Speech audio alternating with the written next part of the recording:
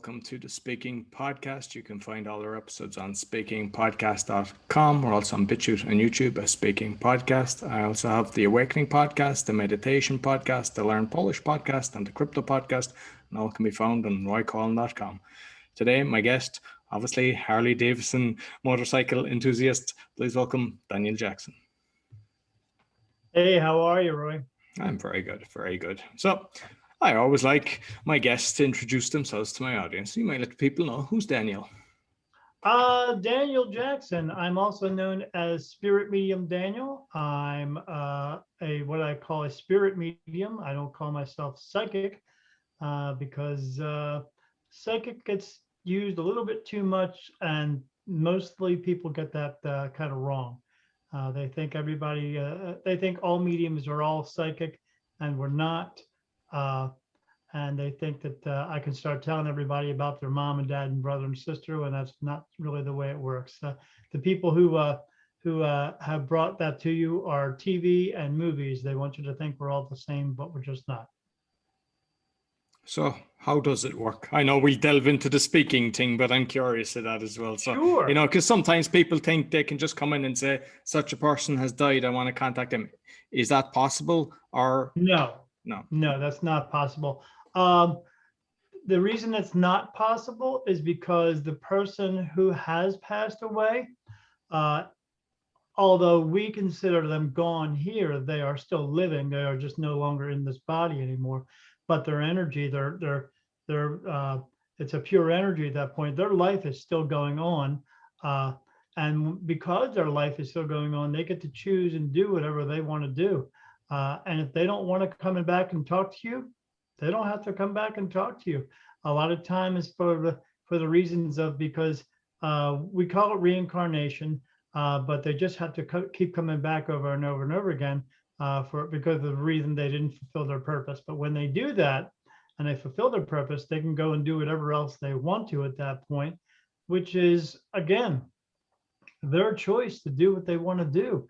And just because you've lost them here doesn't mean they are sitting around waiting for you to find somebody like me to reach out to them and talk to them. They're off still living their own life. And if they want to talk to you, they will. And if they don't, like I said, a lot of times they don't want to because they had to come back here so many times and lived so many lifetimes. They're not waiting to come back to this place. They want to go off and do everything else that they're allowed to do somewhere else. Okay. And I know that you're basically your kind of main profession. So you're going around, you're doing kind of speaking on this as well, or is it just more coaching? What's your main kind of?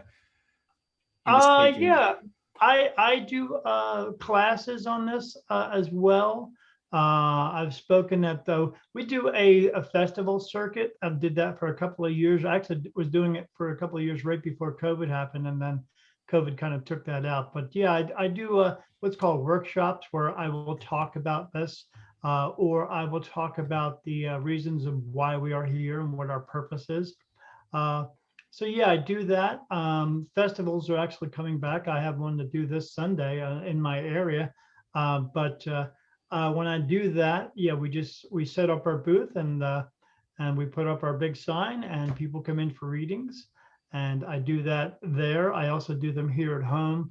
And then I also do a live Facebook reading as well. And where I just allow people to come in and ask questions and I answer them for them. With the festivals, because I know that some people would like to be doing festivals. Is it similar? Because I would have done, I was heavily involved in property and still touching on it here in Poland. And I've done a lot of property fairs over the year. And basically the location is critical. In a festival, is it the same thing that you basically, where does a line of traffic is a great place, or where does a coffee place where people are going to congregate to get to see you? Is it similar? Absolutely. Yeah. The one that I'm doing on Sunday, it's about 20 minutes from my house. It's down right off of a main highway. And the area that we are doing it on is right next to the main highway, which is actually on your way to a beach town here in Delaware, which is very populated. People come down there for vacations. Where I live right next to the highway, we can't even go anywhere on a Sunday when we're at any time because there's so much traffic. You can't get out of our town. But yeah, it's so heavily populated by all these vacationers that if they're going to go ride on their way down to this beach or the next beach down, they're going to see what's going on at this festival. But some of the other festivals I do are just are at colleges or other places that have are also in vacation areas as well. So yeah, it's and they do a lot of promotion for that as well. But yeah, it's usually heavily populated areas of where they have these festivals at. And like when you're doing it, is it just to get awareness, or do you actually do kind of readings when they're there with you? I try to bring awareness to it as well. I don't want to just do a reading for them because I don't want people to think that I'm just a glorified fortune teller. That's not what I do. Um, I always tell people you may not always get the reading you want, but you will get the reading that you need because people come into it with this fascination or these questions of, am I going to find my soulmate or things like that, when they actually need to be brought some truth. And the truth is, most people that I do readings for um, come in and ask these silly questions and end up getting some truth from their lives, that their lives are not going in the direction that they wanted to go. And I give them some peace of mind and some clarity on the direction that their life needs to go. Are they eventually grateful for that rather than coming and looking for, the name of their soulmate?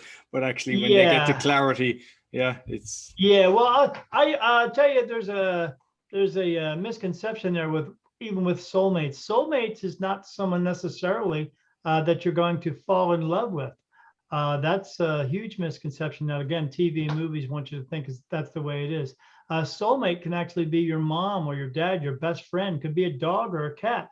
What a soulmate is a soul that you connected with when you were home, because this isn't home, that's home over there. And when you were there, you worked very well together. And then you happen to meet up again together here. And then boom, that's your soulmate. You have that connection with them that not everybody does, and not everybody can figure out, again, because they think it's. I hear the stories all the time. They say, "Oh, I met my soulmate. We're getting married," and then you see them 2 years later, and how's it going with your soulmate? Oh, we got divorced. Oh, I guess it wasn't your soulmate, was it?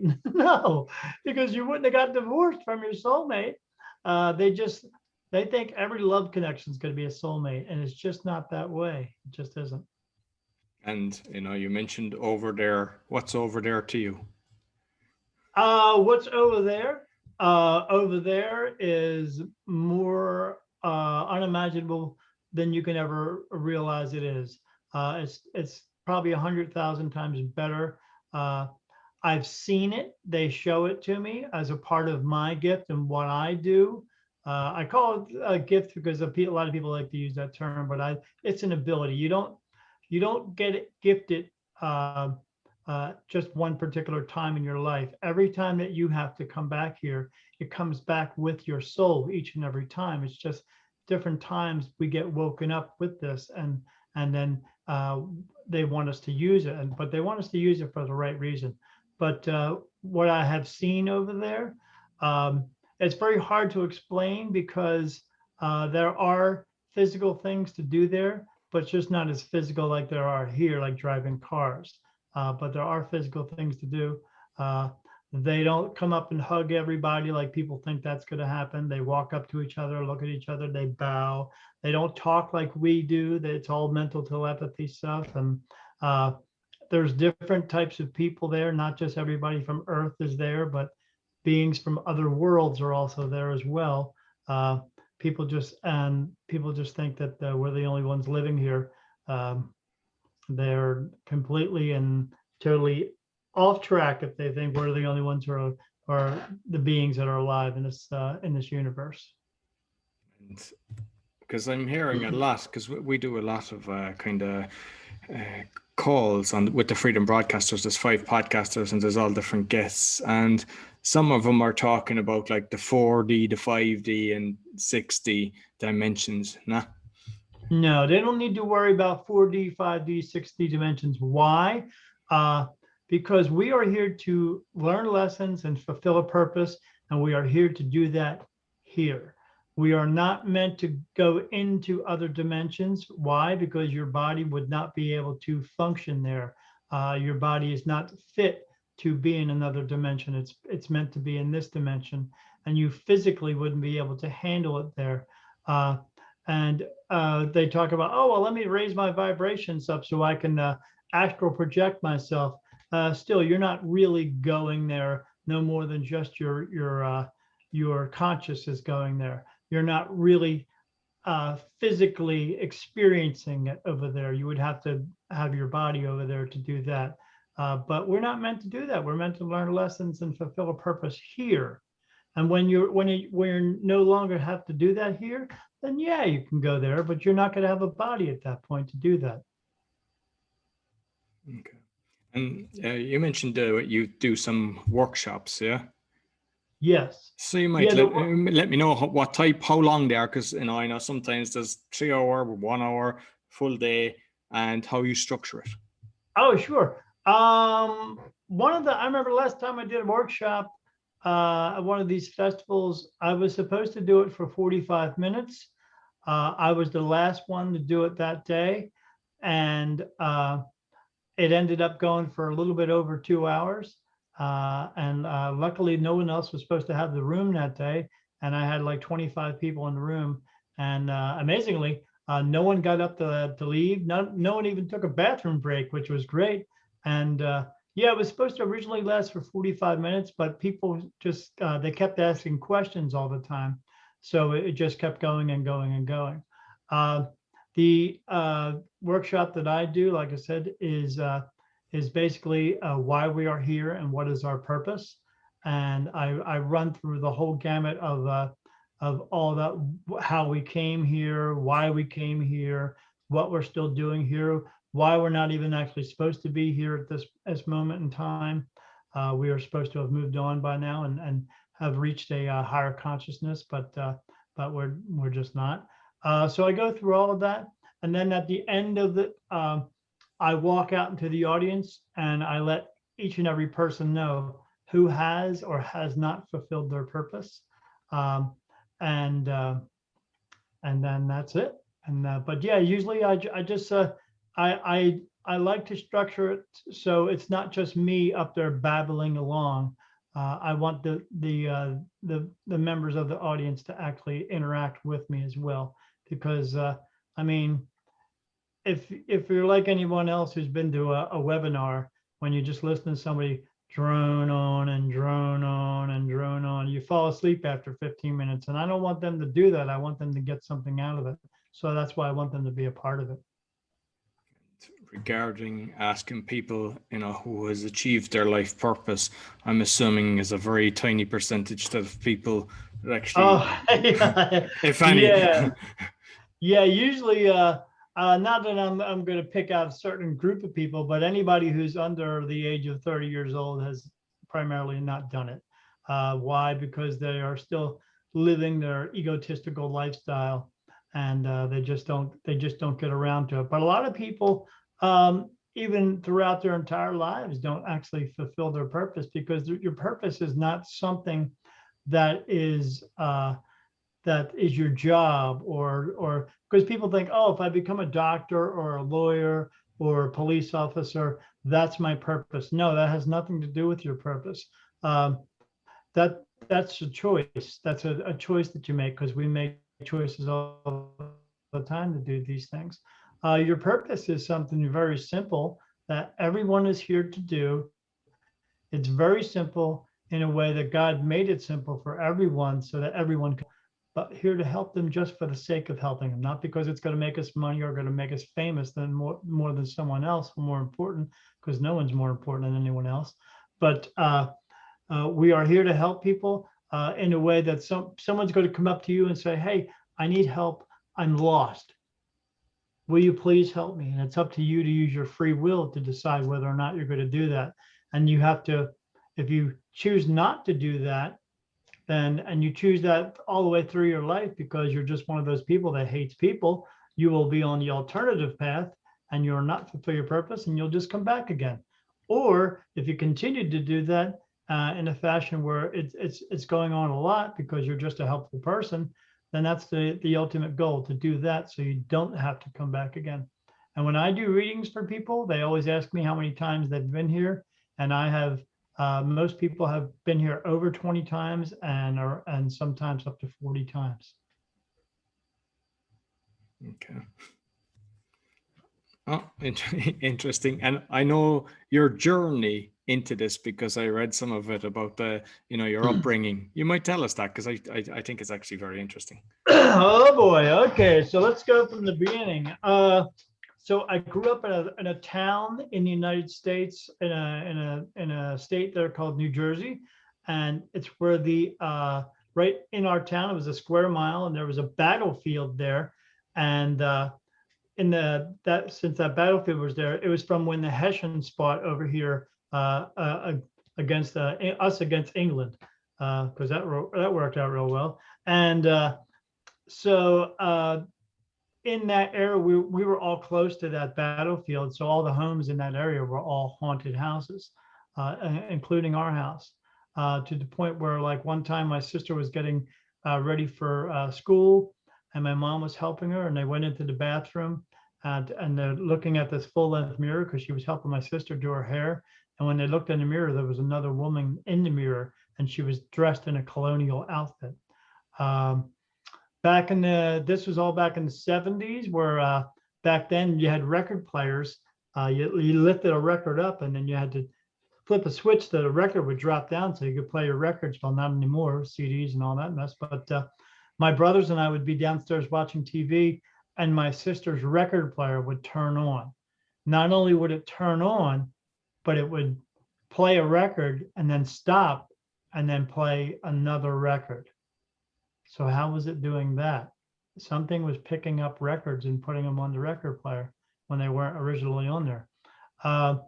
So yeah, and we would see things like the ashtrays and the glasses move throughout the house, all kinds of stuff like that. But then my mom and dad and I and one of my brothers, when I was 17, moved down to a state I'm in now, Delaware, and no one else was seeing anything. My brother was only there for a year, and he left. He went back to his girlfriend, and but I continued to see things on a regular basis. Like I was playing in a band. I was a drummer. I had the big hair and zebra striped spandex, which what I thought was cool, but not so cool. And yeah, I try to hide the pictures.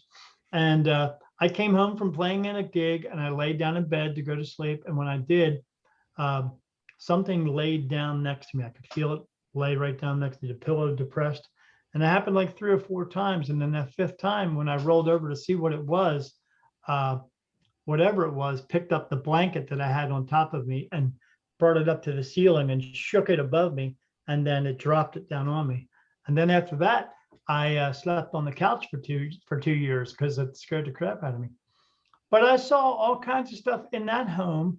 My girlfriend and I once, she was at the foot of the bed and I was at the other end by the headboard, and we were watching TV, and this big white misty thick thing, maybe 2 feet thick and 4 feet long, made its way out of the closet across the room and then just disappeared. And she looked at me like, "Did you see that?" And I said, "Yeah, let's get out of here." But I was seeing stuff like that all the time. But it wasn't just that home. Each home that I moved to, I was seeing things all the time, all the way up when it came to in the house that I'm in right now, right before my 50th birthday. My wife had gone away on vacation to see her daughter. And then I saw everything in this house for the next 2 weeks that you would consider scary. Scary to me because I was brought up in the Catholic religion, and we were taught that these things are demons and devils and stuff. And that's the type of things that I was seeing. I was down in my basement, and had my cat down there with me. And I said, come on, it's time to go. And he looked at me and he looked to his right and I looked to my left, like, what is he looking at? And then I saw a wall of blackness appear in the middle of the room. And then a man walked out of it. And I could see he had this big wide brim hat on. And he was all black and his long black coat. And he walked across the room in perfect stride, but he didn't have any feet, which was kind of strange. But I wasn't startled. I was just like looking at it like, what's going on here? Watching him walk across the floor. And then again, just disappeared, gone. But then I started seeing really creepy things that did disturb me. I was seeing green and red mist pour out of the walls, skulls floating out of the walls. They all had red eyes and fangs. I woke up one time to roll over in bed and look at the clock. And when I did, there was a little girl kneeling next to my bed. She had blonde hair, blue eyes, and a blue and white dress on. And I saw once when I was laying in bed and a cloud just formed above the bed and saw this window of blackness open up and these two skeleton arms come out, but neither of them had hands, which was also strange. Then they pulled out a body and this head was looking at me, staring around the room. I was just seeing all kinds of crazy things. And by the time my wife got home from her vacation, I had to explain all this. But my wife thought at that point, because I'm diabetic, she figured, oh, well, maybe there's just something wrong with his medication or something like that. Until about 2 or 3 days later, she started seeing some of the same things. So at that point, I was reaching out everywhere to get some information, to get some help. I even thought about having a priest come to the house to do an exorcism. So much stuff was happening. So I couldn't find one of those. Excuse me. And so we found a paranormal team to come to the house. And, when they showed up with their little van and their little logo on the side of it, I just thought to myself, I don't want to be this kind of famous. People are going to think that they're living next to a hugely haunted, scary home. And I don't want that because, people will treat you differently. So, but they came to the home. They did all kinds of tests. They had these little boxes with wires sticking off them and little lights on them. And I said, what's that do? And the one guy said, well, here, it's static electricity. He rubbed his hand on the chair. And when he did, he waved his hand over and the little light went lit up. And I was like, oh, okay. So he set like 4 or 5 of them up in this one area. One guy was taking videotape. Another girl was taking digital camera shots. And then one guy was just kind of walking around asking questions. So then they said, where do you have a lot of activity? I said, well, in the bedroom. And they said, okay. So I go to walk in the bedroom. And when I did, I walked past those little boxes and every one of them just went and lit all up. And I was like, what's going on here? And they looked at me like they couldn't believe it themselves. I was like, all right. So we went in the bedroom, talked a bit. We left the bedroom, went to walk out again. And as soon as I walked out, 2 seconds later, they all lit up again. And I was like trying to figure out, why is all that happening? And they were looking at me strange as well. So then we were walking around the house and I was describing what's going on in the house. And the one girl's taking pictures. And then she starts pointing to the camera to one of the other members. And I said, what do you got going on there? She said, well, we're not supposed to tell you until the big reveal, but you really need to see this, Mr. Jackson. I was like, okay. And she shows me picture after picture. And it's a picture of one team member and then a picture of me standing next to the team member. And every time I'm around anyone or even by myself in all the pictures, there's 15 or 20 light orbs completely surrounding me. And none around anyone else. They're just around me. And so they got all kinds of information.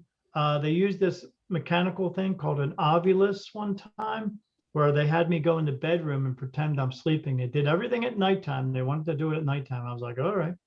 And so they come in the bedroom, they turn this machine on, and when energy goes into it, it starts spitting out words. And when they turned it on, it started spitting out words. It said unique, special, light, energy. It said it in this computer voice to it, unique, special. I was like, that's weird. And then, but then it started, they started asking it questions.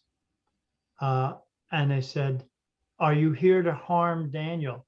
And then it started speaking in sentences, and it says, no, we are not here to harm Daniel. We love Daniel. We love his energy. He is the light. He is the only light. And I was like, what is that supposed to mean? And then it said words like, said names. It said Helen, Michael, Paul, Wendy. And I was like, what is going on here? So they went on and had this conversation for like 10 minutes with this machine. Whatever was coming in was talking to it. One time it even said the word road, like your street. It said road. And when it said that, 1 second later, a car went past my house. And I was like, how the hell would it know that was going to happen? So they leave the room. Then I finally go out of the room, and my wife's out there, and I see them talking. And I said to my wife, what are they doing? She said, I don't know. They're talking about something going on. I said, okay. So I wait till they get done talking. I said, so what's going on? They said, we don't know what to tell you with that, Mr. Jackson. I said, why? I said, because anytime that we use that machine, it only spits out 1 or 2 words. It never says sentences. And I was like, so what does that mean? They said, we don't know yet. We'll figure this out. We'll come back in a couple of weeks. We'll give you a big reveal of everything. And I was like, okay.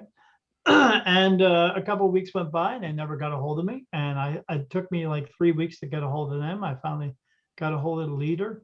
And I said, so when are you coming back to do the big reveal? And he said, we're not.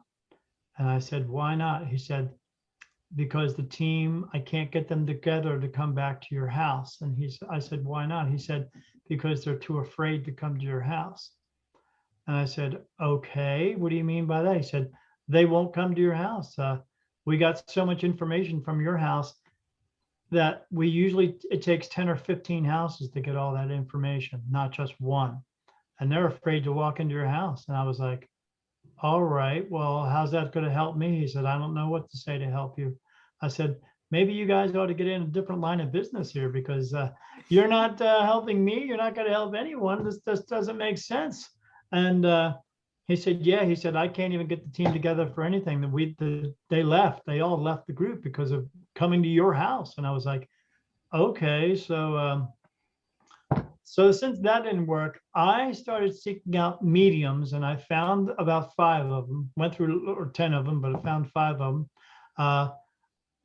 Got a hold of all of them. None of them knew each other, but every one of them told me the same story about me. One in particular told me, she said she didn't know who I was, but when I first walked in the room, because I walked in during a show with other people, there was like 50 other people there to watch this. And she said she could feel my energy walk in. And, but she told me, she said, I'm a super bright white light. She said, you have an ability to see spirit, but you see so many because spirit are coming to you. And I was like, why are they coming to me? She said, because they believe that you're the light into heaven. She said, I've never seen an energy so strong in my life. And I was like, okay, so what do I do with that? And she says, well, you have to have a sit down with the higher power, God, whatever you want to call him, and either accept this gift because you haven't accepted it yet. I said, no, I don't even know what it is. I don't. She said, you have to either accept it or choose to not accept it. And if you do that, it'll fade away. And I was like, okay. She said, but I don't think you want this to leave your. And I said, no, I don't. I feel like if I can do this, maybe I can help some people. Because I mean, I don't know, maybe I don't know what's going to happen. She said, well, that's what you need to do. So when my wife and I got home, we talked about it for a while, and I said, I don't want it to go away because it's always been a part of my life. I'm so used to it, even though some of the things were scary at that point, but I had to figure it out. I just knew, I knew inside of me that I had to figure it out. So I said, I'm going to go in the bedroom, have a little talk, and I'll be out. And she said, okay. So I did that. I was in there for like 15 minutes. had a talk with God and said, I want to accept this gift and I'll do whatever it takes. And I did. And then the very next day, everything changed. Uh, and within the next 3 to 4 months, I stopped seeing all those crazy skulls and all that stuff. Everything just started to fade away as that. And then everything else came in, and I was seeing people. I was seeing their faces. I wasn't just seeing people. I see dogs and cats and horses and cows and pigs and fish, and I see other beings that don't look human. They look humanoid, but they don't look human. I see everything. Uh, I feel them. Um, for the longest time throughout my life, I'd feel something on me and going, oh, I'm itching. I'm itching. I wasn't itching. What it was is spirit comes up to me because they see my light, and they touch me and pinch me and poke me all over my whole entire body. And I always just thought I was itching, but I wasn't. It was them touching me. And the reason I found out they're touching me is because they don't understand what I am. They just see that light. Because when spirit sees a person, they see your body frame, but they also see your light inside of you. That's your soul. Well, they don't see that with me. All they see is a white light. They don't even see an outline of anything. Again, so they walk up to me and touch me all day. So imagine being touched all day by something you can't see, but is touching you all day. So I get that all day. But I see more spirit in a day than any paranormal group is going to see in a lifetime. I see thousands of them. I see faces of everything you can ever imagine that's ever passed away. And so the reason why they are coming to me is absolutely that reason. Not something I brag about. It just is what it is. You find out you have this gift and you just deal with it. Well, the gift that I have is they are coming to me for that exact reason. I am the light that shines to show spirit where to go. I have found out by being able to talk to my spirit guides, because I found out who they are and what they are. I have archangels who are with me all the time. Do they look like men with wings? No, they don't. They're just not. That's just a big misconception. But they have told me that I am this light. In order for the light to be here, to shine, to show spirit where to go, sometimes they go in on their own, and sometimes they have to be physically told to go in because they are lost or they just don't understand what's going on. So it has to be in a physical body in order for it to shine. It was actually in my grandfather before it was me. My grandfather was talking to my parents saying, "Hey, when's he going to be born?" My other three siblings, whenever they were going to born, he was like, "Yeah, whatever." But he wanted to know when I was going to be born. Why? Because he knew, because he had this gift in him as well, and he knew about it. So he wanted to know when I was going to be. He called them up and, "When's he going to be born?" And my dad said, "Oh, he's going to be born today. You got to come to the hospital." And he got ready to come to the hospital, and he had a heart attack and died. And what happened at that point was his soul transferred out of the body of him and went into me. And then now here I am. But yeah, it has to be within a physical body in order to show the way to spirit so they know how to cross over. That is my main gift. That's what I do. I cross spirit over into the light every day. But some of them don't want to go. Some of them don't cross over into the light, and they remain here as an earthbound spirit. And they want me to go into that realm as well. Them, I'm meaning angels, to cross spirit over. Yeah, so I found that out 5 years ago. I've been doing this ever since.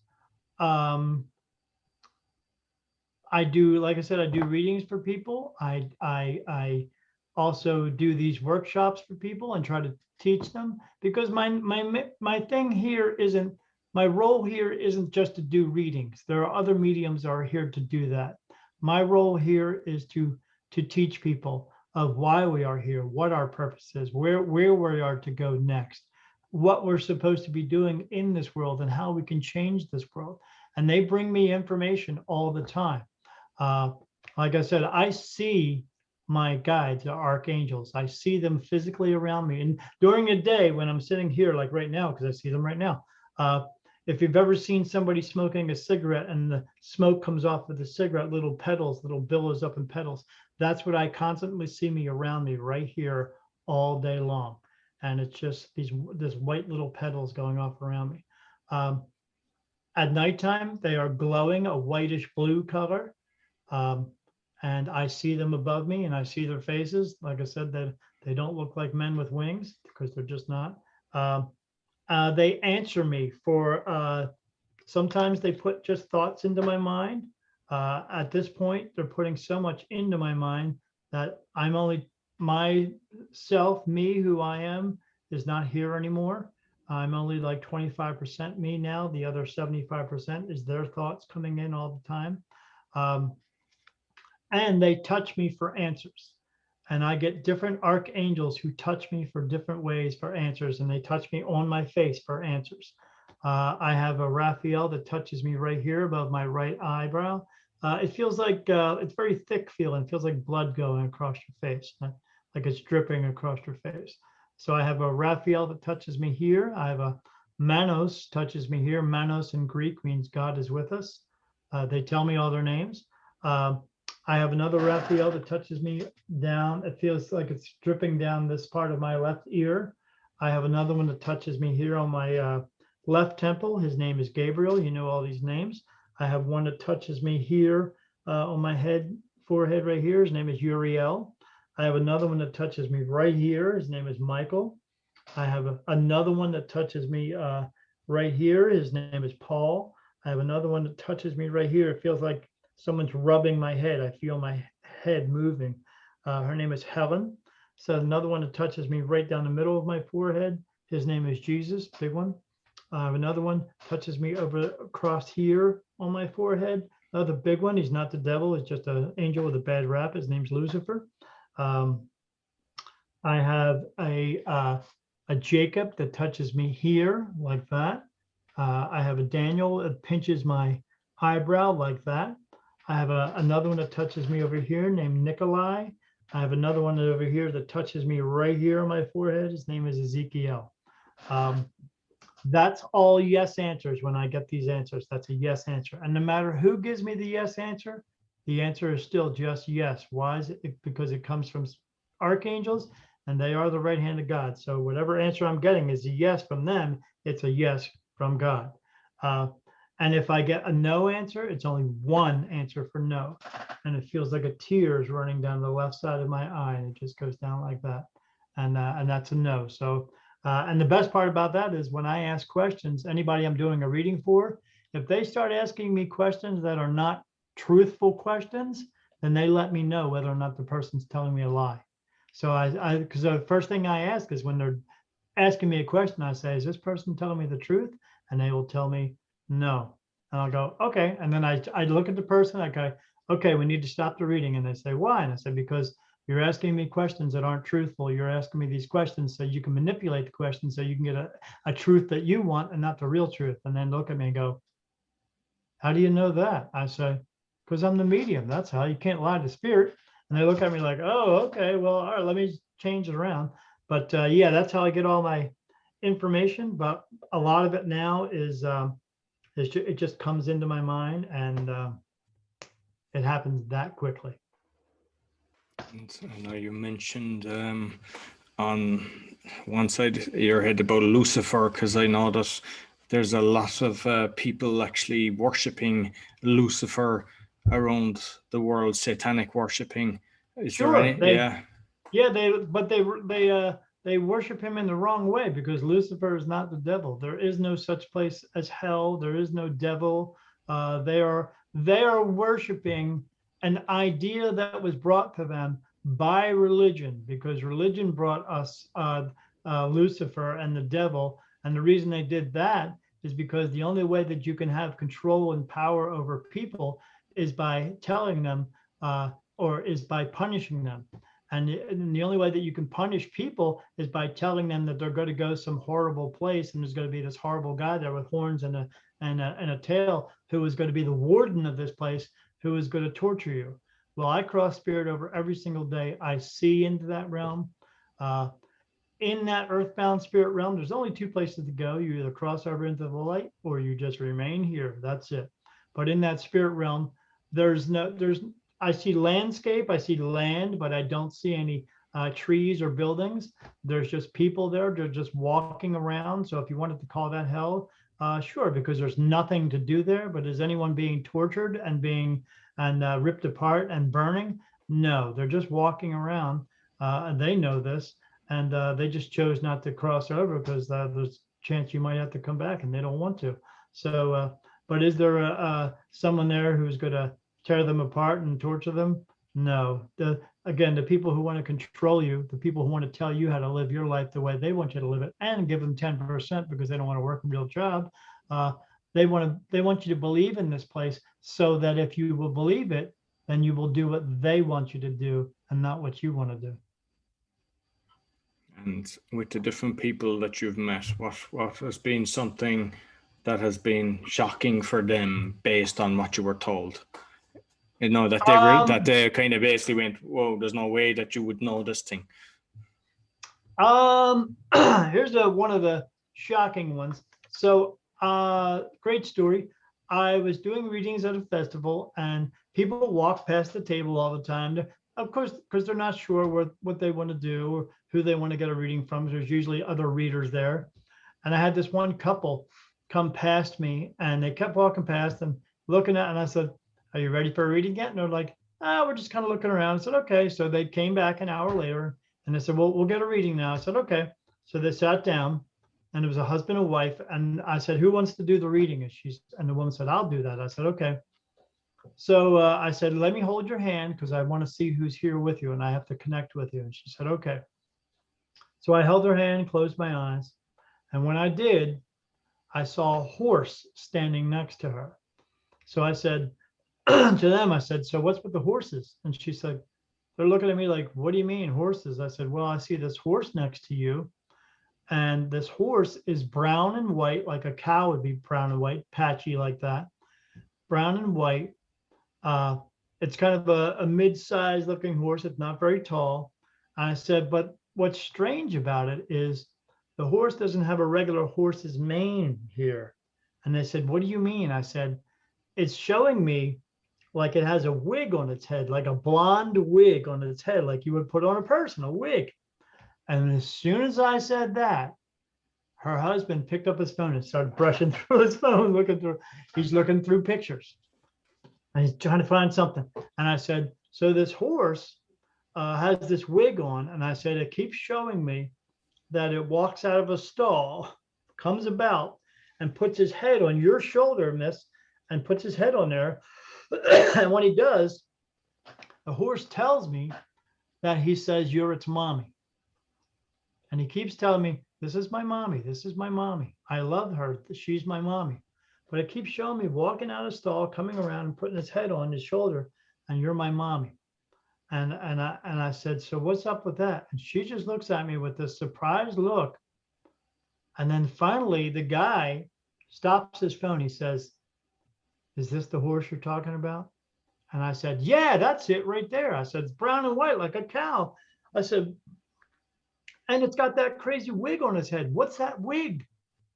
And he said, that's our horse. We had a portrait done of the horse, and the artist who painted the picture, he put that wig on there, and we couldn't figure out why. And he said, well, this is my depiction of the horse. This is what I'm getting from the horse. And it looks ridiculous, we thought. I was like, yeah, it does look kind of ridiculous. And he said, yeah, we paid $4,000 for that portrait. And I said, wow, that's crazy. And he said, yeah, we don't like it so much. We keep that portrait in our closet. And I was like, oh, wow.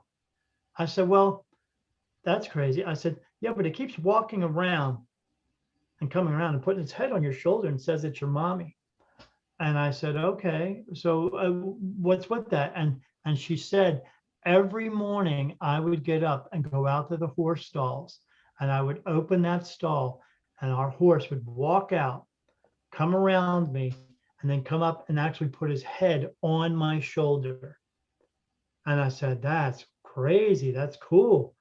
And she said, yeah. And they looked at me and then they both started tearing up. And I said, what? And they both said, our horse died 2 weeks ago.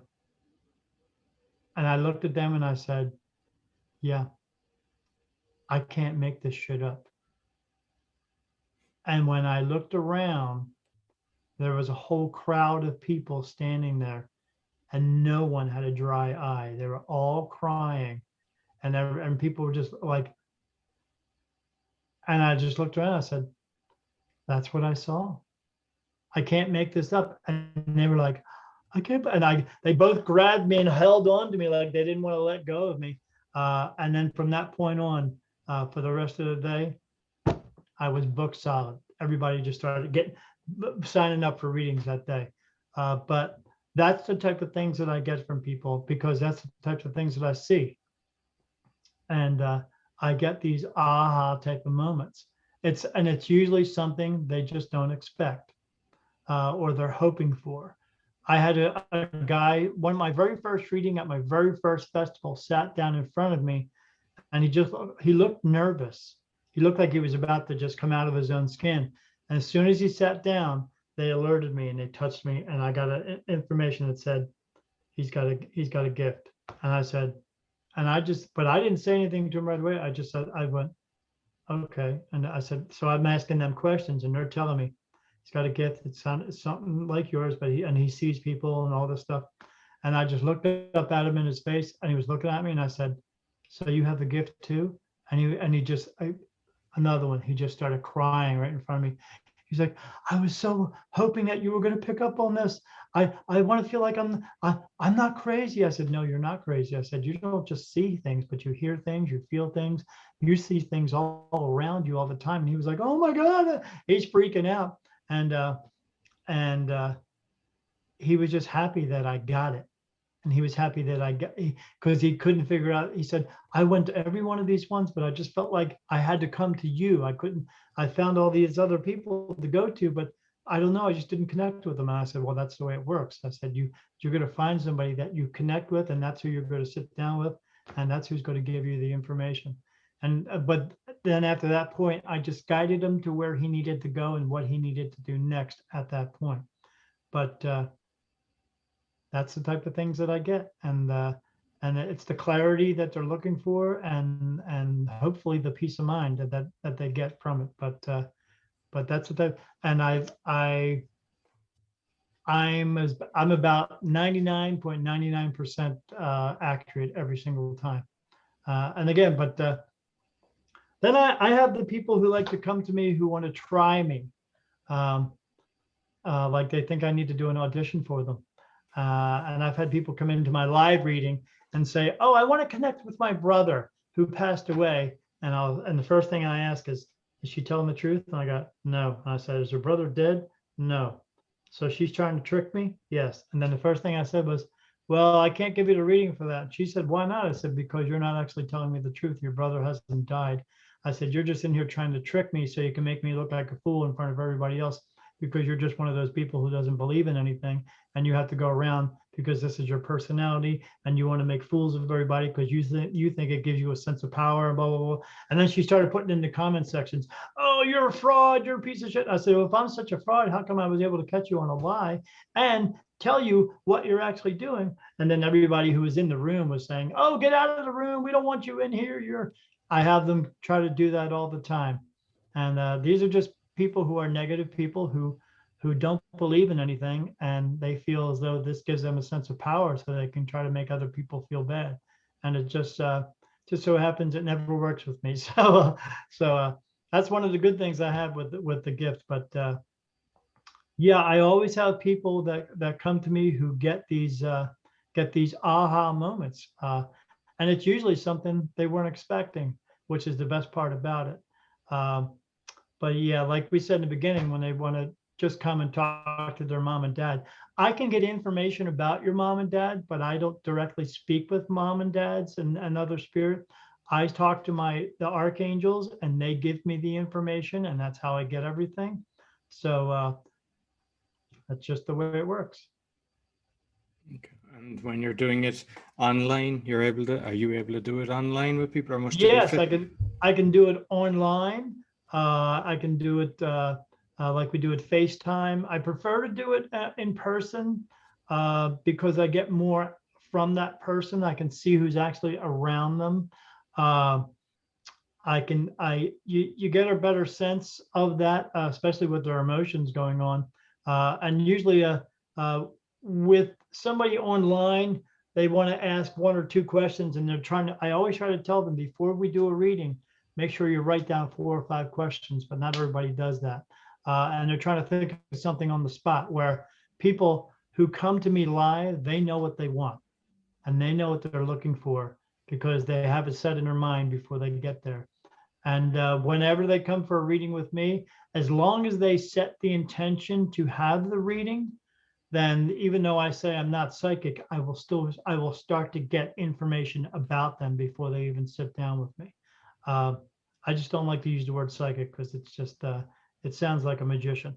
But yeah, I prefer to do it in person, but I could do it live on FaceTime. And like I said, I do the ones when I do it live on Facebook, they're just coming in and asking questions in the comment section, and then I answer the questions for them. But I like to do the live thing as well for another reason because I see spirit 24/7 everywhere I go. The only time I don't see them is when I'm sleeping, and I have to take a lot of medicine to do that. Because if I don't, they wake me up all night because they just like to, because they don't live in space and time. They don't know what time it is.